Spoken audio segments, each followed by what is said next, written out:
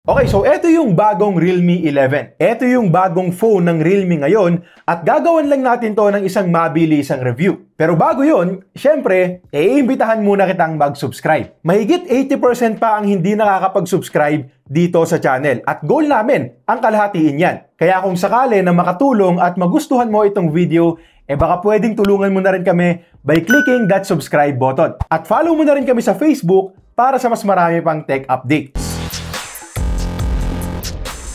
Okay, so parang ngayon na lang ulit ako nakapag-unbox ng Realme phone. Pero ganun pa rin naman. Andyan pa rin yung simpleng yellow box natin at sa loob, kumpleto pa rin. Siyempre, andyan yung phone natin. Meron tayong SIM eject tool, documentations, clear jelly case, Type-C cable, at siyempre, yung 67-watt fast charger natin. Mamaya, papakita ko sa inyo yung charging time na for sure, magugustuhan nyo. Pero bago yun, una muna natin pag-usapan yung design. Bali, meron tayong dalawang colors na available para dito. Isang glory gold na mukhang maganda rin, shining and shimmering. Tapos yung unit naman natin ay tinatawag nilang glory black para sa mga may gusto ng mas simpleng itsura ng phone. Mostly plastic yung build at kung titignan yung back panel, may pagkinang-kinang na effect dyan. Tapos sobrang smooth hawakan. Siyempre kapansin-pansin din yung malaking circular camera module na may 108 megapixel main shooter na siyempre itetest din natin mamaya. Naka-flat frames na rin tayo dito. Magkakasama sa kanan yung volume rocker at power button na nagdo-double na rin as a fingerprint scanner. Sa taas meron tayong isang microphone. Sa kaliwa meron tayong card slot na pwedeng lagyan ng dalawang SIM cards at isang micro SD card. Tapos sa ilalim naman meron tayong headphone jack, isa pang microphone, Type-C port at isang loudspeaker. So yes, isa lang yung speaker natin dito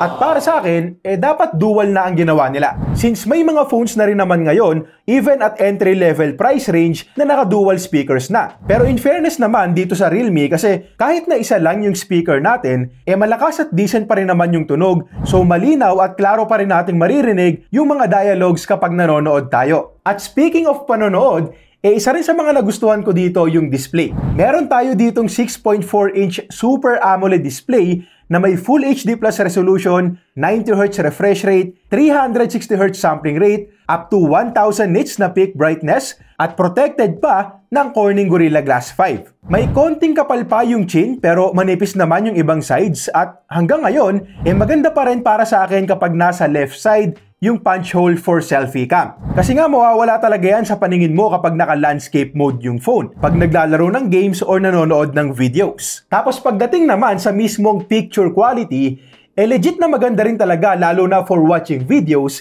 Kasi nga, unang-una Super AMOLED yan. So may expect talaga natin yung vibrant colors and excellent contrast. Siyempre, andyan din yung Widevine L1 para sa Full HD playback natin sa Netflix. Actually, angat na angat nga yung kulay kapag nanonood ako ng anime dito. Hindi rin tayo makukulangan sa brightness. Visible pa rin yan outdoors dahil nga sa 1000 nits. At kahit yung viewing angles maganda rin. Ngayon, pagdating naman sa refresh rate, of course, maraming magsasabi sa atin na mas maganda sana kung ginawa nila tong 120Hz.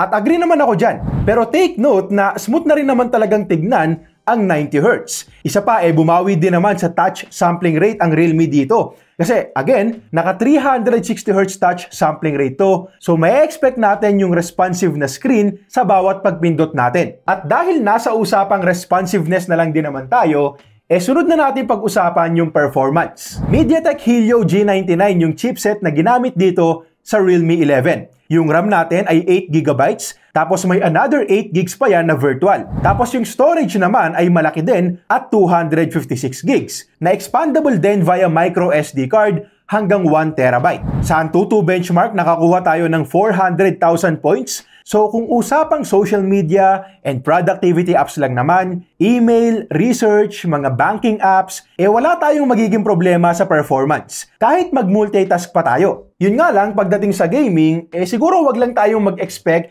ng sobrang lakas na performance na tipong pang-competitive gaming talaga. More on for casual gaming and less demanding games itong chipset natin. Halimbawa, ang laro mo Mobile Legends, yan siguradong may enjoy mo dito. Meron tayong ultra graphics at super frame rates. At tulad ng makikita natin dito sa laro ko, mataas din talaga yung frame rates natin. Well, hindi natin magagamit yung 90Hz refresh rate dito dahil limited tayo sa 60 FPS. Pero ang good news naman, consistent yung naging performance sa test na ginawa ko. Halos laging nasa 50 plus FPS. So, swabe yung gaming natin dito. At kung magka-frame drops man, hindi na rin talaga mapapansin.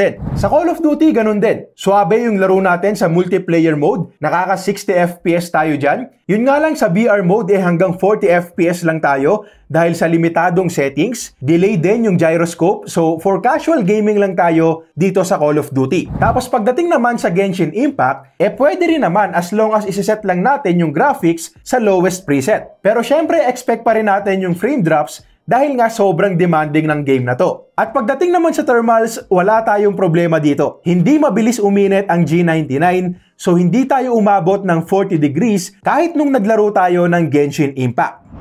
Okay, so isa pang panlaban ng Realme 11, ang battery life. Naka 5,000 mAh din tayo dito. Tulad lang din ng karamihan ng mga phones. Pero dahil nga power efficient yung chipset at display natin, nakakuha ako dito ng almost 17 hours na screen on time sa PCMark battery test. Mataas talaga at kampante kong masasabi na hindi talaga to madaling malobat. At kung sakali nga na malobat, hindi mo rin naman poproblemahin yung charging. Again, naka 67 watt charging tayo dito. At sa test na ginawa namin, umabot agad to ng 89% in just 30 minutes at 37 minutes lang ang kinailangan para mapuno to from 0 to 100%.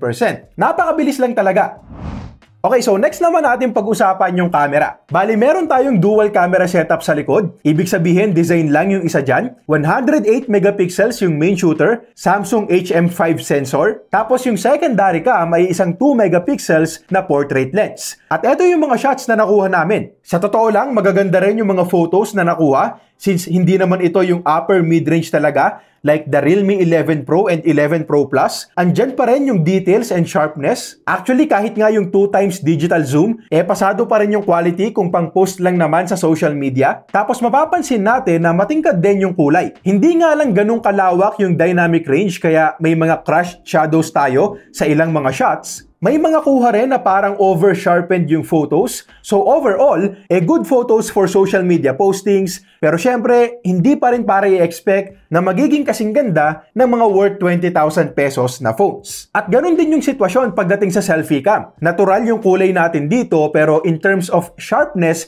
and details, saktuhan lang din talaga pang social media. Now, pagdating naman sa videos, hanggang 1080p lang ang pwede nating i-record. Kung sa phone lang naman papanoorin yung video, okay na ang 1080p. Pero syempre, marami na rin kasing mga phones ngayon na kayang mag-record in 4K. So, mas maganda sana kung nagawa rin yon ng Realme dito. Tapos napansin ko rin na wala rin tayong EIS or Electronic Image Stabilization. At bago tayo magtapos, pasadahan lang natin ng mabilis yung software. Naka Realme UI 4.0 tayo dito based on Android 13 at tulad ng dati, para sa akin, magandang UI pa rin ng Realme UI kasi very user-friendly, madaling gamitin, tapos ang dami ring features na ino-offer. Napansin ko nga lang na parang mas dumami yung bloatwares ngayon, tapos may mga nakita din akong ads habang ginagamit ko to. Well, pwede naman nating i-uninstall yung mga apps na hindi natin kailangan at may mga paraan din naman para i-disable yung ads. Pero syempre, mas maganda pa rin sana kung babawasan nila to out of the box. Okay, so dahil uploaded na itong video, ibig sabihin lang din available na itong Realme 11 sa Shopee, Lazada, TikTok Shop at sa e-store ng Realme Philippines. At ang presyo ay 13,999 pesos. Pero bago kayo mag-comment dyan, inform ko na lang din muna kayo na pwede pa natin itong makuha ng mas mura dahil meron silang up to 2,000 pesos off na promo hanggang November 17. Ilalagay ko na lang yung links at details dyan sa description, so click nyo na lang yan kung sakaling kukuha kayo. Now, tulad ng dati, pros and cons muna tayo. Para sa mga bagay na nagustuhan ko dito, unang-una dyan, yung display. Kahit hindi 120Hz, panalo yung mismong picture quality ng Super AMOLED display natin. Yung design maganda rin, siguro lalo pa yung kulay gold. Magaan at manipis lang din yung phone kaya komportabling gamitin. Yung battery life, sobrang solid. Matagal talagang malobat. Yung charging, sobrang bilis lang din. Again, wala pang 40 minutes para mapuno from 0 to 100%.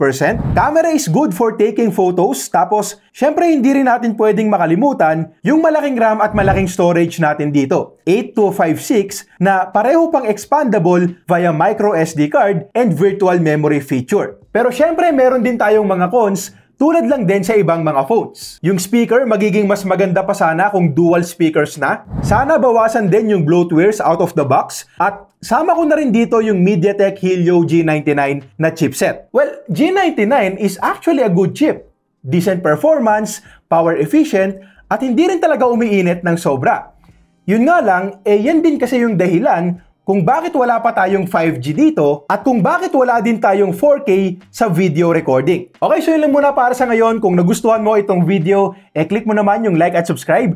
Follow mo na rin kami sa aming Facebook, TikTok at Instagram accounts. Kung naghahanap ka ng Smart TV, click mo lang to. At para naman sa latest video ko, click mo lang to.